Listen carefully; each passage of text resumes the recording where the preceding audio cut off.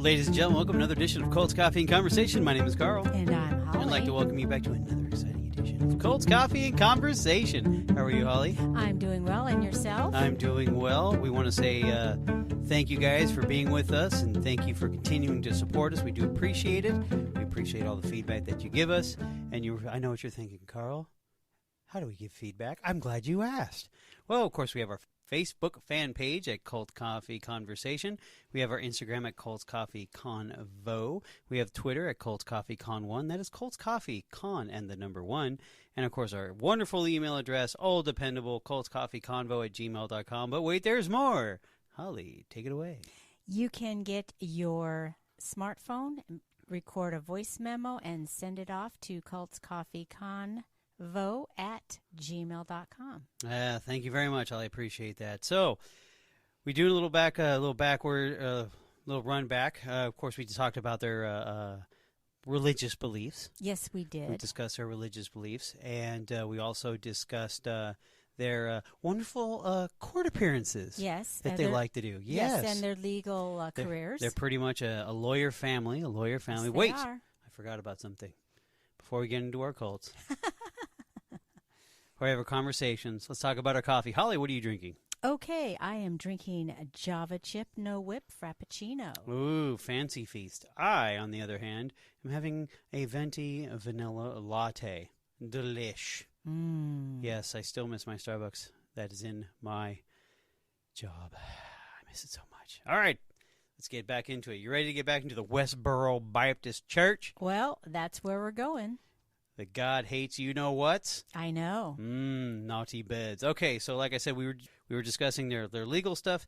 Now we're going to get into their social stuff, I guess you want to call it. Their social, they're known for their activism. Activism, yes. Their this activism. is their activism. We're going to kind of talk about a few things, not a lot because I've done a ton.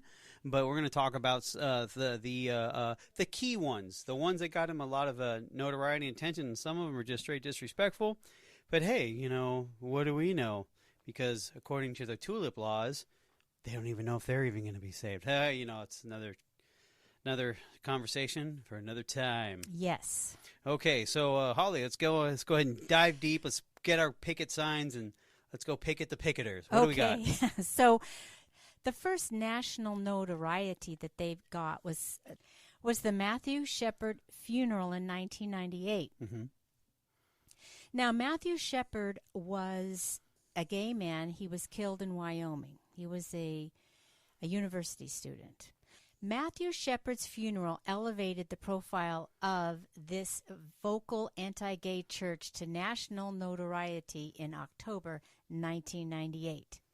It was Matt's funeral at St. Mark's Episcopal Church that garnered Westboro Baptist Church a lot of attention, said Jason Marsden. He's the executive director of the Denver-based Matthew Shepard Foundation. Now, before Shepard's funeral on October 18, 1998, the church was known mostly for its God Hates Fags protest around the hometown in Topeka, Kansas. However, enough was known of the tactics of the church members and its pastor, the Reverend Fred Phelps, loud preaching and provocative signs such as Matt in Hell, AIDS cures fags, and stick figures in sexual positions, that Casper city officials cordoned an area in the city park for them to protest. The day of the funeral, which coincided with the worst fall snowstorm in memory, attracted international media attention that focused on Westboro Baptist Church.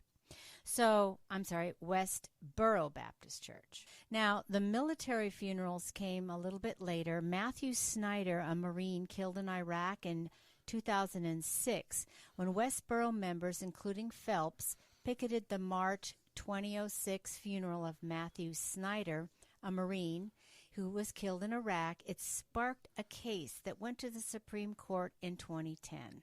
The High Court decided in an 8-1 decision that the church's actions were protected under free speech.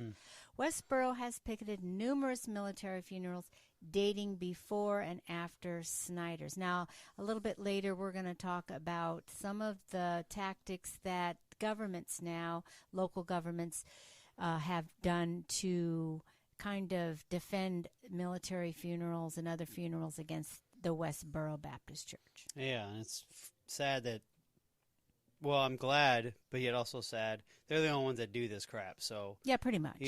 So it is what it is. Anyway, so, and if you heard me laugh previously, before I get into what I'm going to cover, I have a sense of humor. I have to give them creativity for some of the stuff that they do, us being believers in Christ.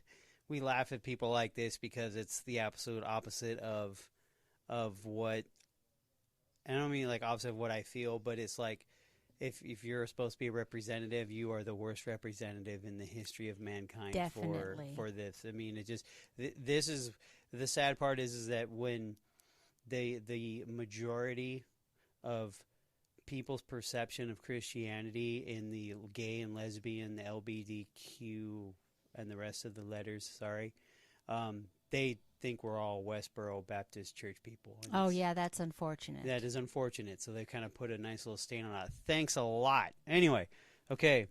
Then 2011, they also did the Fashion Week, which is kind of like, it throws me a curveball for me. It's like, why would you go out of your way? Deep down inside, you guys wanted to go to New York for a vacation, and for a write-off, you decided to do a protest. That's probably what happened. I honestly, like, why would, there's no point in going to New York for Fashion Week. But anyway, the Westboro Church decided they're going to go to Fashion Week. And, of course, looks like they made a few creative signs and also claimed that they were nothing, as far as the models go, or were nothing but sluts and proud whores. The crazed Kansas religion sect, infamous for their heinous protests of military funerals, is planning to rally tomorrow outside the tents at Lincoln Center to decry that they all call fashions slut walk extraordinaire. Now, he said that the sect believes that the whole idea of the fashion industry is to make women look whorish as possible and men look effeminate as possible. Now, here's another one I have a problem with here, is that also the same year in 2011, decided to do a child's funeral. And this is Christina Green, a 9-year-old. An attack on a U.S. Representative, Gabriel Guilford, that killed the 9-year-old Christina Green. A federal judge, a 76-year-old man who died saving his injured wife from more bullets than 3 others, is an attack on us all. Now, Phelps' video headline, God sent the shooter. Now, that's messed up. Phelps blasted these victims as sinners. We are all in God's crosshairs. As a result of the threat, Arizona passed an emergency bill that banned protests within 300 feet of the funerals. Good job, Arizona. Now, also, we do have a couple of other popular things. Go ahead, Holly. There was the Sandy Hook Elementary School shooting victims in 2012.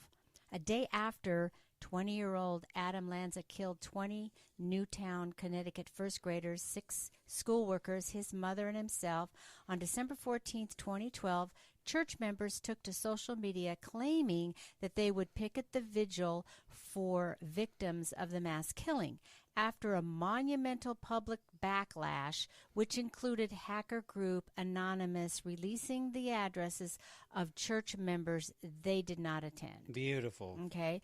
Now, the Boston Marathon bombing victim in 2013, members attended the funeral of Crystal Campbell, a 29-year-old restaurant worker killed in April 15th, 2013, the terror attack, at the Boston Marathon. Local union members and motorcycle clubs showed up at the funeral to stop the group from disrupting the somber procession. Okay, and then the last final large one was the Pulse nightclub. That was the shootout. Just so you guys don't know, the Pulse nightclub, of course, is a gay club. Now, about 200 people blocked the main street in downtown Orlando to form a human chain to counter-react the demonstrators from the Westboro Baptist Church. Now, a handful of the church members raised their now iconic gay signs across the street from the St. James Catholic Cathedral, while more than 24 police officers stood in between them and the rainbow-adorned assembly. Now, the Human Chain group formed organically through Facebook. Now, after rumors surfaced that the group would demonstrate at several funerals of the victims of Sunday's mass shootings at the Pulse nightclub, the funerals which began on Thursday. However, now the church did not apply for permits until Friday, with the plans to picket on Saturday. The humanity who came out against the Westboro include bikers, priests, young people, member of the LGBT community, and local carrying signs saying God is love. And the motto of the city adopted in response to the massacre was, of course, Orlando Strong. Now soon, a line of quote-unquote angels mounted with wings constructed by PVC pipes and with white sheets walked in front of the throng, saying nothing as the crowds cheered. The wings were an idea of Orlando Shakespearean Theater, which outfitted their volunteers with sheets wide enough to block the view of the church members. Now, just past 11 a.m., the Westboro Church members left, retreated towards their vehicles, and the crowd roared. Now, a large contingent of counter-demonstrators drew in close into a huddle and chanted, "Orlando Strong, Orlando Strong."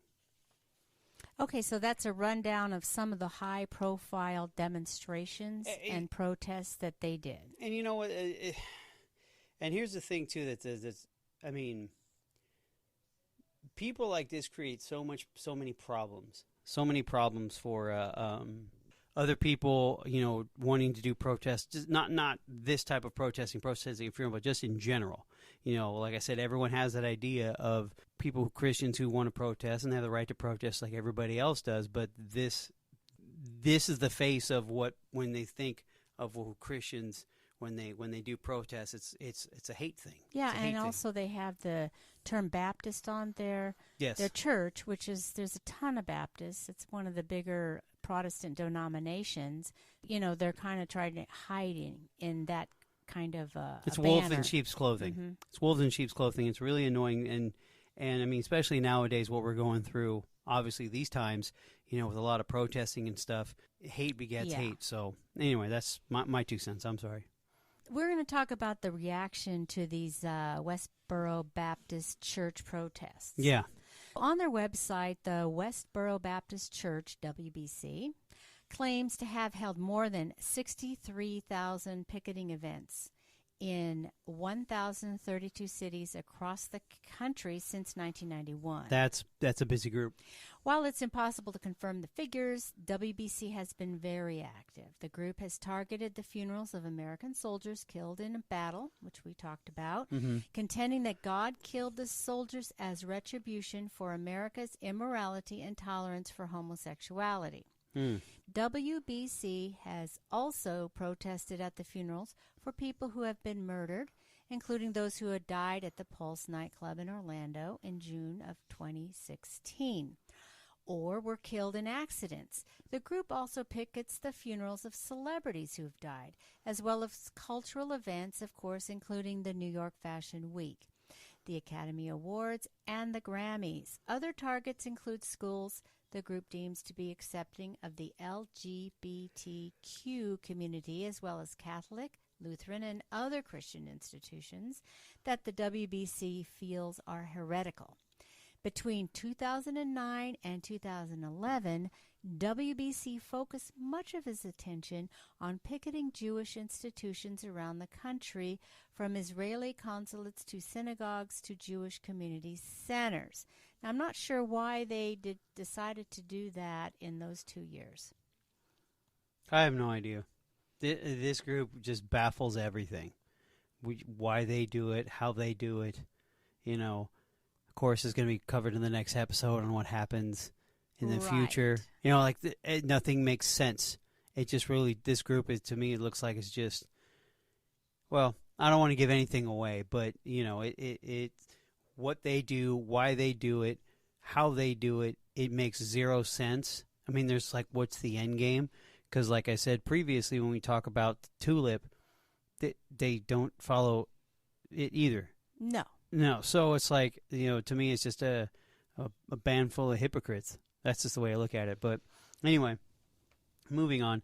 Now, the group's penchant for public protest, now particularly at funerals at soldiers, has prompted, which is fantastic, lawsuits against the group and legislation to create a greater privacy, you know, for mourners. Now, and that's the thing, too, is like, you know, unfortunately, tragic things happen. And I mean, just being a mourner at these services, once again, this could be the only opportunity they get, an opportunity to have. I'm pretty sure it's not, but it sears in the brains of people who are just tending the funeral and puts a sour grape in taste, or confirms their either non-belief or want to, if they're on the fence of believing or not. This right there, they see that, then that you just confirmed it. It just shuts people off. Anyway, like the family of the mourners for Matthew Snyder, the Marine that was killed in Iraq in 2006. Now, they ended up suing WBC for intentionally infliction of emotional distress, you think, of course, after the group picketed the funeral. Jury originally awarded the Snyder family $11 million in damages, but of course in March 2011, the Supreme Court ruled in favor of the WBC, finding that speech in public spaces about public space issues doesn't constitute intentional infliction or emotional distress, even if the speech is outrageous. And you know what the sad part is? That's true. I mean, it is considered public. So there's a battle right there that, and they're lawyers, so they know the law. Oh yeah, so they pushed it. So they pushed it to the nth degree. Now, despite the Supreme Court's ruling, the WC protests at the military funerals have faced mounting difficulties. Now, numbers of states and localities have passed laws creating a buffer zone, thank you, to keep protesters at a distance from funerals, and limited protests for several hours before and after services, which at that point, there's no point in even showing up, which is great. Well, the only other thing is the news people around that local could go and interview them and get them on the news for that day. But the same token, I mean, you're just wasting money at this point, just even doing this kind of stuff. But it sucks is that you actually have to have a law to do this. I mean, it boggles the mind. Go ahead, I'm sorry. So there are also federal laws curtailing protests at funerals. In August 2012, President Obama signed the Honoring America's Veterans and Caring for Camp Lejeune Families Act of 2012. The law includes a provision requiring protesters to remain a certain distance from a military funeral, and also bans protests 2 hours before and after a service. WBC has challenged a number of these laws. In 2011, WBC filed a lawsuit questioning the constitutionality of a 2006 Nebraska law banning protests at funerals within 300 feet of the service, starting 1 hour prior to the event until 2 hours after the event ends. In 2016, a federal district court sided with Nebraska in the case, and in November 2017, the U.S. Supreme Court declined to take up WBC's challenge to the law. Okay, let's talk about something real quick. How much taxpayer money they're wasting. 2011, they decided to file a thing, and then, of course, all the way up to 2016, they finally was like, nope. I mean, that's 5 years. But that's what their law firm does, is just file these kind of protests in court about these type of situations. And here's the thing, too. I mean, just in general, you already know these people exist. None of this is new to any state. Why can't they just push this up the docket and just get rid of it instead of wasting taxpayer time? And it's not just, they're not wasting their money. No. We're wasting the state of Nebraska's money and their time and the efforts. Well, they're going to end up becoming, there's a term for it, that people that we know in Orange County, another religious group, it's kind of like they do too much litigation, and so they stamp them as being a group that does too much, so they won't hear anything anymore. Right. Yeah. I forgot what the term is, but... Yeah, no, I know who you're talking about. Yeah. So they might be going down that path, too. Now, in Missouri, WBC fought an 8-year-old legal battle against the state's restrictions on funeral protests. Yeah, 8 years, exactly. Well, 8 years. Well, yeah, but that just means that they delay it. In March 2014, a federal judge upheld Missouri's law, which requires protesters to stay at least a football field's distance away from funerals and limits the times during which they can protest near the funeral site. Yeah, 100 yards, football field, 300 feet. Yeah, I get it. Yeah, but it's also limiting the hours Yeah, that they can. I mean, that's great. That's fine. That's perfect. It's wonderful. But, I mean, how many years? 5 years. It's like, come on, people. Well, I guess this is kind of what we have to deal with in a free society. You are correct. I do understand that. I'm for protesting. I'm for that. We've marched in a few ourselves in the past. Probably will be marching some in the future. You know, it's just one of those things to where it really pisses me off to no end that, you know, these people exist. But, you know, hey, evil's everywhere, right? I don't know. I just think I'm probably just exhausted of just everything right now at this moment in time in my life. Well, that's in general. true. I mean, I'm being a little emotional on this podcast, and I do apologize. But, you know, it's frustrating that what we're all going through right now, and of course we're talking about these lovely darlings. Well, you know what, though? According to their website, they haven't been very active recently because I wonder why. Well, there's nobody's doing anything for them to protest, I guess. Well, I mean, we'll get into it. I'm pretty sure, not giving any spoilers away, that there are certain people who are no longer there or no longer... That's true. That probably plays a role. Possibly, but right now in this current pandemic, right. Some of the things that they had planned on their website to go to are probably going to get canceled. Well, I mean, that's for everybody. I mean, for comedians and for, you know, political talks and all that kind of stuff, all that's been canceled. So, yes, you know, I get it. But, I mean, just to go to this level, to the federal court, and just, like, wasting the time of the courts for this. Well, I bet there's a lot of wasting time of the courts with lawsuits that we don't even know about. True. Well, anyway, that's it, guys. That's pretty much what we decided to cover. You know, and it's not the most positive of things, but, you know, we just wanted to set a precedent of what these people do on their spare time. Hey, why not, right?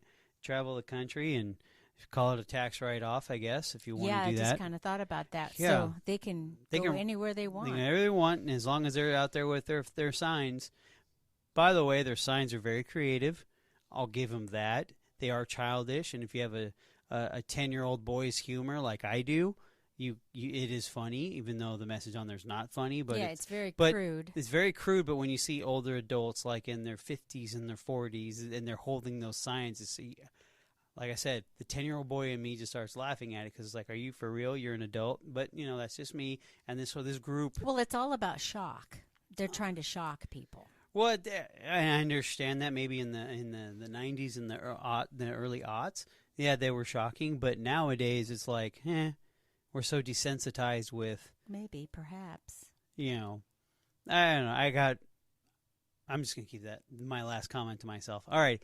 Okay, guys, well, on that note, once again, Coltonites, we thank you for all the support that you give us. We thank you for everything that you do for us. You know, it's been an insane a year plus of doing this podcast. Oh, yeah, we're in a year and a half going on. We're in a year and a half going on, yeah. But anyway, well, thanks again, Coltonites. We love you so much. We want those 5 stars. We need those 5 stars. Yes, 5 stars, please. Yes, Colt's Coffee Conversation. Thank you, Bhagwan. Finally step up to the plate. Alrighty, and on that note, good night, Holly. Good night, Carl.